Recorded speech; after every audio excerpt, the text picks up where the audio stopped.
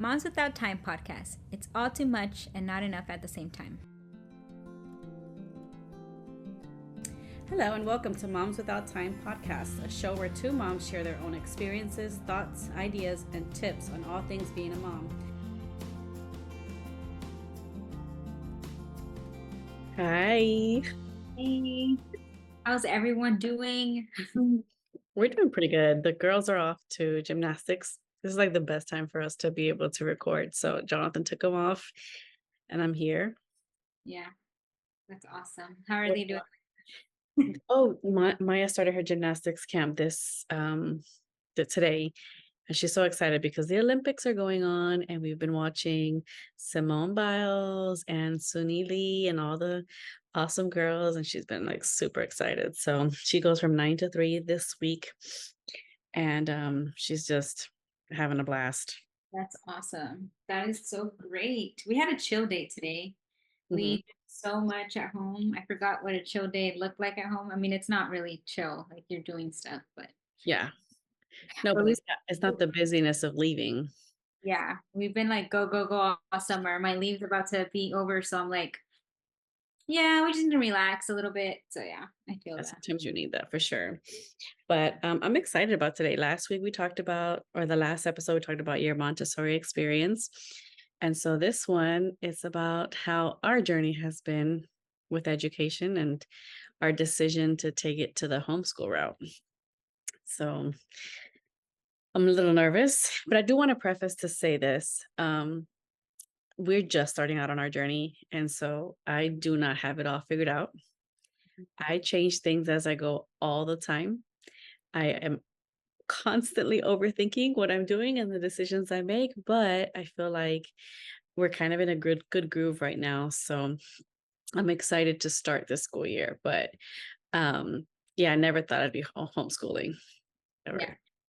But even though you weren't like officially homeschooling, you have been teaching your girls for a very long time. Yeah. In different ways, even while they were in their own school. So like you can kind of get into that too. Yes. So basically, when by the time that they're like able to crawl and walk and the time when they stop putting things in their mouth, really, like that's when I really started.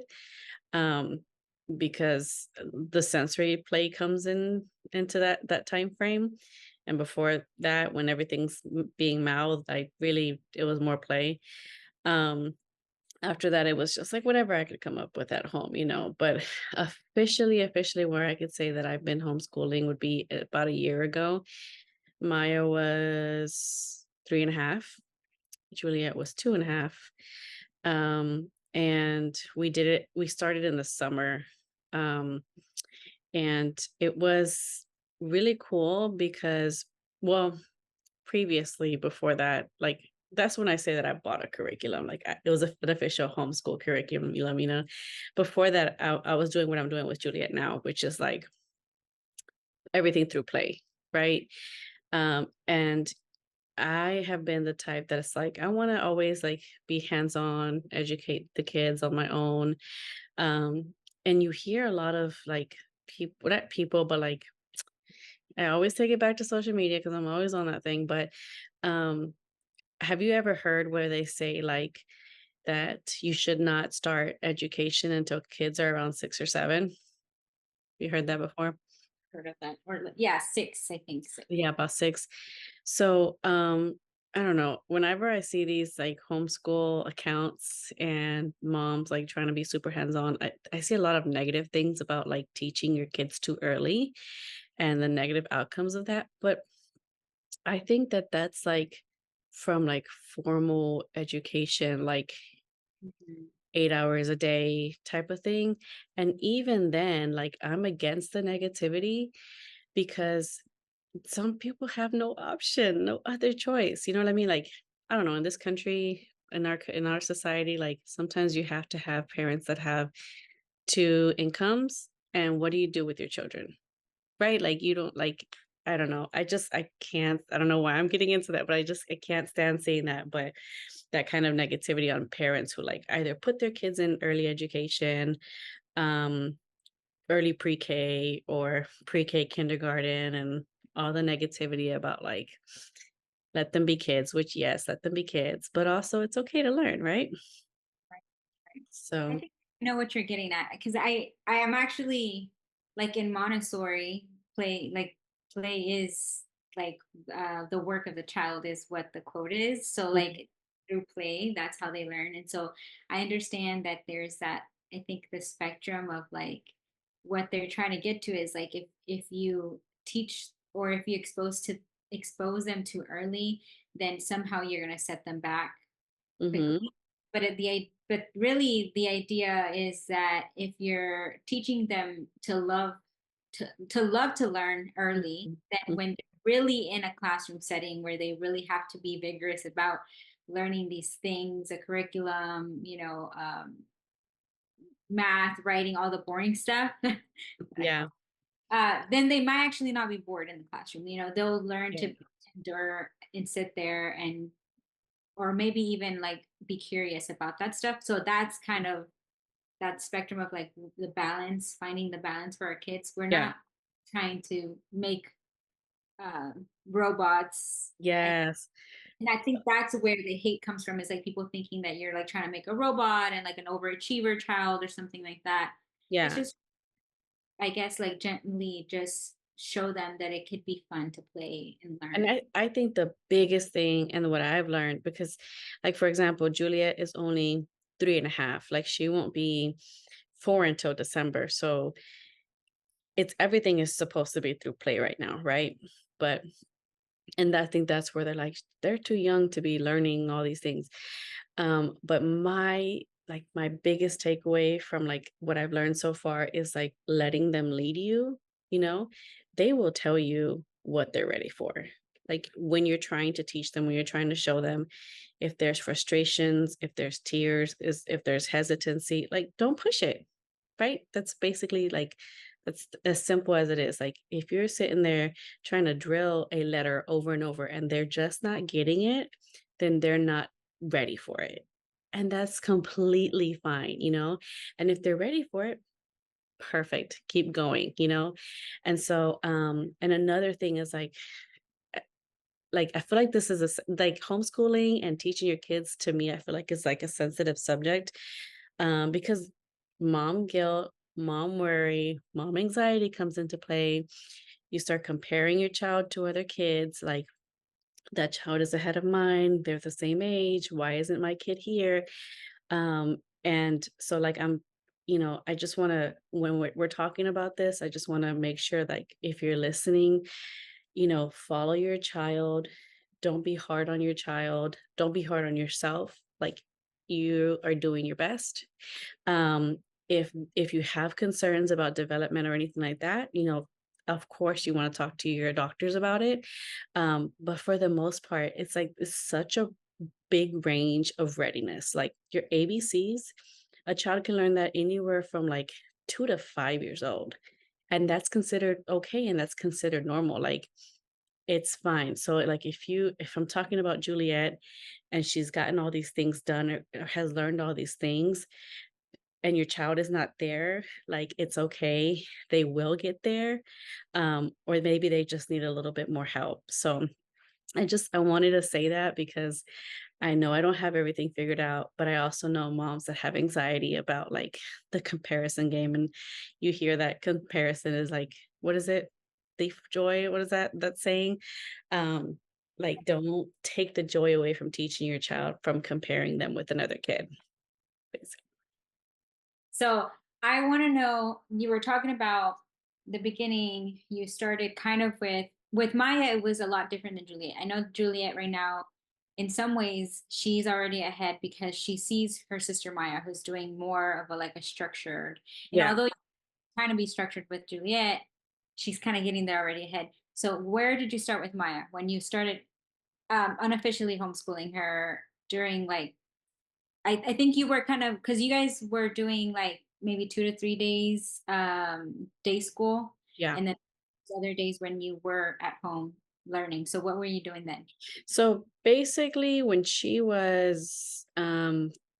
turned four, is when I started teaching her. She knew all her letters by then, and the shapes and colors and things like that. But I started teaching her around 4 of the letter sounds. A lot of this is like the path to reading. And so about 4 years old, I started teaching her the letter sounds, and on my own, all through play, just like while I'm playing with her, A says ah, things like that, finding different ways to make it fun without a curriculum, without worksheets or anything like that. And so by last summer, she was around 4.5. She knew the majority of her letter sounds. And so for me, if you're thinking about homeschooling, I feel like before you start a curriculum, you want to teach all the letters and all the letter sounds, like letter recognitions and all the letter sounds before you start a curriculum. And the reason I say that is because I feel like it makes them that's first of all when you know that they're ready, but also it makes them more confident in themselves. So if you're starting something like a worksheet or a full blown like workbook of something, and you get to the first page and it's like they don't know what this is and you're trying to like tell them, there's going to be frustration and there's going to be tears, especially at that age. If that happens, and that happened a few times with Maya too, I completely would stop for a whole week and then come back to it later. So What do yeah, you what do you call that? Because I know that there's like a term that's associated with I guess it's like no pressure, like no pressure learning or yeah, it's no pressure. It's like make like just assessing their readiness for it. So if I would like basically the first thing I would do, this was my process when I started. I would ask, "Do you guys want to homeschool today?" If they said yes, then I would proceed to homeschool. If they said no, then I wouldn't homeschool, like especially at that age. And that's when I say like following the lead, your child's lead is like super important. Because if they're excited to learn, if they want to learn, if they want to sit down with you, take that opportunity to do it. And then the other thing is at this age, you do not need a lot of time, right? So when we first started out, it was like maybe 5 minutes. And then if it was one worksheet, two, or whatever it may be, if she was like disinterested, if she started getting frustrated, if she started walking around, whatever it may be, that was when I would end the session. So ending the session was helpful because it helped me not be frustrated with her for not meeting my own expectations, and I think that's where a lot of parents kind of have this misconception of what they should be doing at home. You don't need that much time, especially starting out at this age. Like 10 minutes is fine, 5 minutes is fine, one lesson is fine. So at the beginning, it was very short. It was a lot of like short lessons, maybe 1 to 2. Sometimes we wouldn't complete one. And I just made it zero pressure, whatever she wanted to do. And I think that made it more enjoyable for her and want to look forward to doing it. And I think that built up her endurance too. The next day it might be a little bit more. The next week might be a little bit more. Like now we do about an hour and a half, and she's, about to be 6, so she's still 5. And that's a long time for that age, but she's able to do that. And I think it's because of that, like making sure that it was like what she wanted and what she was ready for at that time. So at 4.5, last summer is when I took Maya through pre-K. So she completed pre-K during the summer months. Like she did that all on her own. As far as like how quickly she wanted to do it, that's how quickly she did it. But then I did put her back into a preschool. So she did pre-K at a preschool, and she knew everything already because we had already done it. And so I think that that also was like a reinforcer, and just like she was able to play more, and not have it be so stressful for her. With Juliet's a little bit different because she's a whole year older, sooner, like younger than Maya was. This summer, I started working with her. At the beginning of the summer, I started working with her letter recognition and her letter sounds, and she is almost has it all down. Like that's just 5 or 6 letters that she has some trouble with, which is completely normal. And so I'm starting her this fall in pre-K, officially with pre-K, and I'm starting Maya in first grade. because Maya finished pre-K in May, and then we started kindergarten. Well, we've been doing kindergarten throughout the year, while she was in pre-K because she would ask for it. So if she asked for it, like during the school year, I decided like if they asked for homeschool, we would do homeschool. So anytime they asked, so she got maybe a fourth of the way through kindergarten while she was in pre-K. But this summer, they asked for it every day. They asked for it on Saturdays and on our day offs. And so she's almost done with kindergarten, and we're gonna start first grade with her in the fall and pre-K with Juliet. So I'm excited about that. But um sometimes I go ahead. But John, you mentioned there's expectations like as a parent, and I've been there, but specifically because Millie's kind of on that like trying to do it earlier just for the need of that. And tell me, like, how do you handle not expecting so much of yourself when you're trying to do this for your kid? Like, what are some tips on that? Like, When that I see myself getting frustrated because of their response to something, I stop. I have to I have to physically remind myself like of their age and where they're at, and that they're ahead, and that it's not necessary to like keep pushing, you know. So if I find myself saying, you know, oh, I wanted them to finish this whole thing, or I wanted them, you know, sometimes we prep specific activities or crafts for them and they refuse to do it, and it's like a letdown for us. I have to remind myself like this is for them. So that's kind of the hard part. It's like it's on you, right? It's on you to like um check yourself basically. Like I have to check myself all the time. Like, Melissa, stop pushing. It's okay. Like if they're ready to stop, then that's what we do. and I know that you also mentioned being done early with the pre-K curriculum, and then now she's going into kindergarten. So what's the difference between what she was doing? You kind of didn't do much a curriculum at all when you were teaching her sounds, but then you actually did something for pre-K. So Yeah. what that changed? And now how did she get ahead so fast, other than the fact that she was asking for it so much, you know? No. So I think just doing the sounds on our own was like the most helpful part, because when she got to pre-K, that's basically what you're learning in pre-K. Like is the letter sounds, recognizing capital, lowercase letters, things like that. So really pre-K was a lot of repetition for her because she had already kind of learned it beforehand.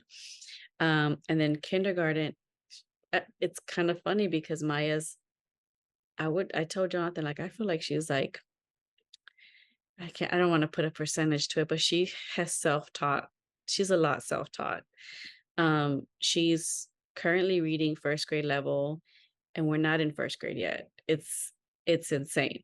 Um, and but you know, you and I are very big on reading to our kids, right? Like since babies, like we've always been very big in reading to our kids, and I think that's a huge thing that goes unnoticed, right?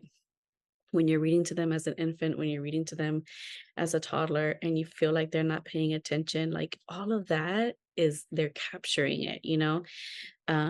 And so as you start reading together, even and doing picture books and things like that, like all of that, I think is like reinforcers, reinforcement to helping them learn. So like right now, she's reading like so she's almost done with kindergarten language arts. And sometimes we'll get to a lesson and she's already been reading those words. So I'm having a little bit of trouble with her right now because she's finding some of it boring.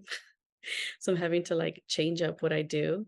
Um, but a lot of it is her, you know, and I think that's where it's like letting them lead comes into play. Cause maybe my next child won't be that way. Maybe Macy won't be that way. You know, it's by kid, you kind of have to determine what you're gonna do too. Right. So how do you, or is there a tip and like how to find the best curriculum based on? Okay, only saying this because so like I've chosen Montessori with Millie, so I've tried the homeschooling route, but I tweak it a lot And I know you like look at me, you're like, you do too much work for Millie, but you've seen it yourself. Yeah. Millie do what your girls will do. Like they can't sit there and do worksheets. She's already been trained the opposite. So it's like I can't revert it. I Yeah. don't know how to do it. But yeah, she just can't sit there and like look at a sheet and be like very entertained by it as much as I try. Yeah. Uh, what are your suggestions like for somebody who might have not tried anything yet? What should they Uh, try? How so how should they go by that? so basically I feel like so there's so much out there as far as like the types of curriculum for homeschooling. There's like 7 or 8 major categories of like types of curriculum. The Good and the Beautiful is a curriculum that I use, and they say that they're their own category. So I don't know anything about that, but it's a pretty good. It's a really that's what I use is the Good and the Beautiful. It is Christian based, but it's not like heavy on the religion. It's just like sprinkled in there, like God made the plants and da, da, da, and then educating on the plants, right? But so that's one. So I think you kind of need to know your own strengths and weaknesses as well as your child's, because there are different formats. There are some very heavy homeschooling with videos where you have a video that you're watching a teacher on the screen and the parents a lot more hands off. I want to be hands on. And if you're not, then there's nothing wrong with that. You find a curriculum that fits your style. The Good and the Beautiful is very much parent led, and it's pick up and go. Like my weakness, unlike yours, is I'm very bad at prep. You are you are really good at prepping. You are really good at setups. You're really good at all that, and I'm not. And so I love the fact that this specific curriculum is you can just pick up and teach, right? And so Montessori is more of a, I feel like you have to set up the environment, set up the activity for the day. Like show me what you're gonna teach me. Like where was it? What am I gonna touch today? Like it's a Yeah, lot yeah. of So tactile. that's very, very much a lot of setup. And if that's one of your strengths, if that's something that you enjoy, then go for it. There are some curriculums that are just we were talking about it earlier today, the Charlotte Mason. It's raining. I'm sorry if you can hear that. The Charlotte Mason format is like heavy on reading. So you just read books, nothing but books, and that's how you learn. So you kind of just got to figure out like what your strengths and weaknesses are and what your child might like too. But I will say that if you feel like you want to go a certain way because you're passionate about that and that's what you want to do, take it very slow and take it a day at a time, because with anything, it's practice with for you and for your child, and it's endurance. Like there is not a kid out there that's 4 or 5 that's going to sit there for the very first time and do an hour and a half of something. It's building up that practice. So even if you want to take it a different route, I think it's still possible as long as you're being realistic about how long it's going to take to get where you want to be. Do you have any worries? Because I know you guys now transition to homeschool, and this is like the dream. You guys have been dreaming, so Yeah. I know no plans for the future to not do homeschool. This was kind of like the end goal. Mm. What are Like you? not always, not like I didn't always. So I'm a nurse practitioner, and I never thought that I would go to school and get my master's degree and then not work. Yeah, be an overglorified teacher at home. Yes, a homeschool teacher. So I never thought that that would happen. I really did not see that in my future. Um, but I enjoy it so much, and I, want to be home with my kids. Like I said, know your strengths, know what you want to do, follow what you want to do. If you're able to, like my husband's a pastor, and so I have to find ways to budget. Like I have to find like the Good and the Beautiful is a very cheap, affordable curriculum. They even offer it free. And so we just like have to live within our means now, because if I worked, like our lives could look very much differently, but that's not what I want right now. Um, and so, not everybody can do that. Um, but I still do think that if you want to, there's always opportunity to teach your child. So yeah, so now that we decided to do homeschool, it's definitely something that I want to see through because it's just what we have decided that we want to do. Uh-huh. Okay. Well, I mean, you're doing great. I always get my tips from you. It's a lot. I use your tips, but in my own different way. It works well in Yeah. some factors and some. And you can always tweak it, right? Like the things that you learn, you tweak. I am a big time researcher. So like it takes me a long time. It took me probably a year, like physically, like literally a year to decide to, yes, officially homeschool. And that was with, my own research. But then also like how to teach my kids. Like I would just find things that like spoke to me and, oh, I wanna do this. I want to try this. I think that this is something we can manage. Um, we were talking about that toddlers could read guy from Instagram. Like his method really spoke to me, and I used a lot of his tips on Maya. And look at her now, like she's reading so well. So y'all look him up because he's really awesome. Toddlers can read on Instagram. Um, Would you say that some parents just don't have it though? Like, or is it just resources, like lack of resources? Is it like you said, you're big around research and that was kind of what has gotten you this far in yeah, teaching, or is it kind of just a knack for it? I don't know. I get that a lot. It's like people always asking me, like, do you have a background in teaching? But it's like I just fell in love with Montessori. It kind of comes yeah, easy. And also, I love my kids, so I'm gonna do whatever I can for her. yeah. I mean, I do think that not not every parent or mom or dad wants to. Oh, and that's a completely a fine. Did this? Oh, sorry. And that's completely fine. Like if they don't want to homeschool, there's nothing um that's making you do it. There's the public school education that you and I went through. We both have, our master's degree, and we made it, right? Quote unquote made it. Um, and so like we're a first generation graduates when my mom did, but still like I feel like it's an accomplishment. And so like there's nothing wrong with the public school system if that's what you want for your kid. I do think that not every mom or dad has it, not necessarily has it in them. I think anyone can do what they put their mind to. um but maybe it's just doesn't come natural for them or doesn't feel right to them. And if that's the case, it's better to not do it than to like possibly not teach your child.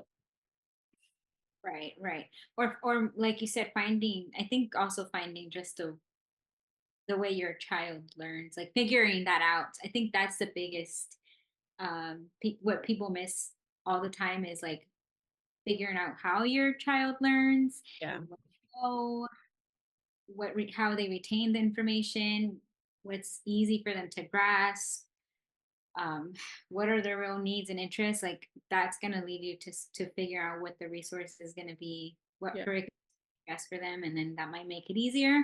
Mhm. Versus like if you're trying to teach somebody who's like Millie worksheets and is not interested in it, you're gonna try to like drill them down all day, you're gonna get zero And you're response. gonna be frustrated, and she's gonna be frustrated, and she's not gonna be it's not gonna be, enjoyable for her. Learning is not gonna be enjoyable, and that's what we wanna avoid is, like, to have something that they dread every single day, you know? Especially if you're home with them all day long.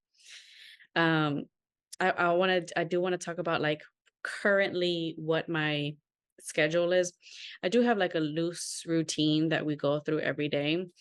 I want to be big on my kids being independent. I do take some of the Montessori concepts for stuff like that. Um, but I schedule, it's very loose, independent time with my kids. So when we wake up in the morning, they know that everything right now is based around my youngest schedule. She's 10 months old. So everything is based around her naps because that's what makes our lives easier. So we wake up in the morning, I make breakfast. She's awake for about 2.5 hours. during those first 2.5 hours, they have independent time while I cook breakfast, while we eat, and then while I clean. So the morning is when I kind of reset everything for the day. They have opportunity to play, do whatever they want. A lot of times they will go to their desks and they will color, or they will paint something, or they'll go play with each other, but we don't do any screens until dinner time. So 2.5 hours in the morning of independent play. And then I go ahead and I put Macy down for her first nap. This is our current schedule. And then during that first nap, we do homeschool time. And homeschool time will last as long as Macy naps, or as long as the girls want to do it. Lately, I mean, I say lately, but probably 90% of the time, they will go her complete nap. Um, and right now she's napping for about an hour and a half. So it's about an hour to an hour and a half of homeschool time a day. So when she wakes up, that's the end of the session. We just stop where we're at. Um, and we have lunch and independent time again. During that time though, because I have already set up the day as like as far as like the house is where it needs to be. And for me, I'll do a lot more with them. So that's when I get to play around with them more. We do board games. I'll, set up an activity or craft with them during that time. And then her second nap comes and we kind of have just in my room, we'd have like a wind down time where we're just kind of hanging out in there. And then sometimes they will ask for more homeschool for that second nap. Depending on how I feel, I'll tell them yes or I'll tell them no on that one, because it's a lot. Like one of my mom anxieties or mom guilt is like, am I I hate even admitting it, but it's like, am I doing too much? Like, is this too much? Are they cringing saying this? Are they like too ahead? Do I need to pull it back? Um, it's one of my worries. It's a weird worry, but it is one of my worries. So like I do try to like not do that second time frame. And then she'll nap. When she wakes up, it's basically dinner time at that time. So at that time is when I allow the screens to come on, and mostly it's TV and it's just playing in the background, and they go and find something to do. So they've gotten really good at independent play, even Macy, but she has her sisters too. So it's very Not helpful. better at independent play than Millie. She just goes off and plays and finds something to do herself, and she's 10 months old. So we'll see how she does, but what her style will be. So then the evening comes and we hang out as a family and um just play around. So I thoroughly enjoy this new routine. I love being home with the girls. It is stressful. It can be hard. Some days, I have to check my attitude and my own sass towards them. I try to, I don't know what the word is. I'm not really a gentle parenter, but I'm like somewhere in between. I don't know. think the term is called like bloom parenting. It's Bloom. like bloom I've B. never heard of that. Okay, I know too much, but I think it's like the gentle parenting with the discipline. Like with Mhm. the very gentle discipline, like the kind that's like very Okay. direct. I didn't like that, and this is your consequence for that. Like I'm gonna need to look that up. That was a new concept for me. I am not a bloom parenting. I'm a very like gentle parenting. I need to be more bloom.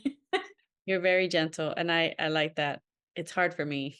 It's hard for me to I think I have my, patience is much thinner than yours, but, like, One who's I don't know. She has her moments.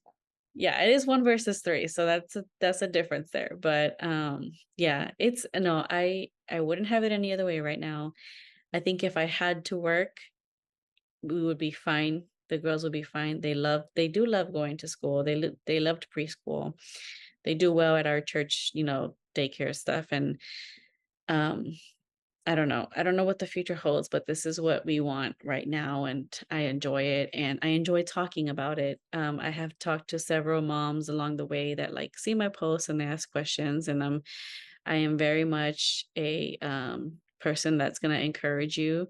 And I like, you and I love talking about things about babies. So And then, so my next question is going to be, so I want to know, what physical things would you say or recommend are needed to start homeschooling? mm, so I feel like you don't need a lot, first of all. You just need yourself and your kid, especially starting off. You don't need all the fancy things. You don't need a whole room dedicated to homeschooling. I have a little corner. It's very cute. I love it. But it's a little corner in our living room because we have a 3-bedroom house and we have 3 kids. So the rooms are full. But we made it work. We picked a little corner in the living room that, has, I feel like, has plenty of light, has its own, we made it like its own little space. I did go out and get some IKEA desks, those little sensory desks, that have been working out really well. Before we had like one table, that the girls shared, and it was not working out. It was not working out because they would fight over the space that they had. And so I decided, like, I'm gonna get a desk for each of them and have their own space and have it to where like they can't even see each other. So it works out well because I'm able to like switch back and forward between them when I'm teaching them at the same time, different subjects or different things, but I can go back and forward, and they're not in each other's space. So really, you just need the paper, pens, and markers, crayons, the typical things that you would see in school. But it doesn't need to be anything super fancy. It could be, just starting off with books. But yeah, that's basically what I have. And Macy's waking up. Oh no, oh no. Should I bring her out here? Get her, Mm, get her. okay. She can just watch you while you ask me the next questions. Oh my God, my baby girl. Hi, my baby Yeah. Missy. Hi, my baby Missy. Hi, guest appearance. Woohoo. We got our guest of honor. Okay, Mhm. so since you do have multiple kids, Mhm. and you had mentioned that you mostly do the nap routines, but how are you managing your time with multiple kids and doing homeschool at this time? Yeah, it was hard at first. When when they have like 3 to 4, 5 naps a day, it was probably not possible. Honestly, we weren't really homeschooling a lot back then. If anything, she was catnapping a lot, so we would do 30-minute sessions and that would be it. But now that she's sleeping a little bit better, she's doing about an hour and a half every time she's down to 2 naps. And so we do homeschool while she naps, and then I switch back and forward between Maya and Juliet, teaching them like the subject. So while I instruct Juliet on something, and I'll tell her work on that, and I'll come back to you, and then I'll go to Maya and teach her. And so it's been working so far.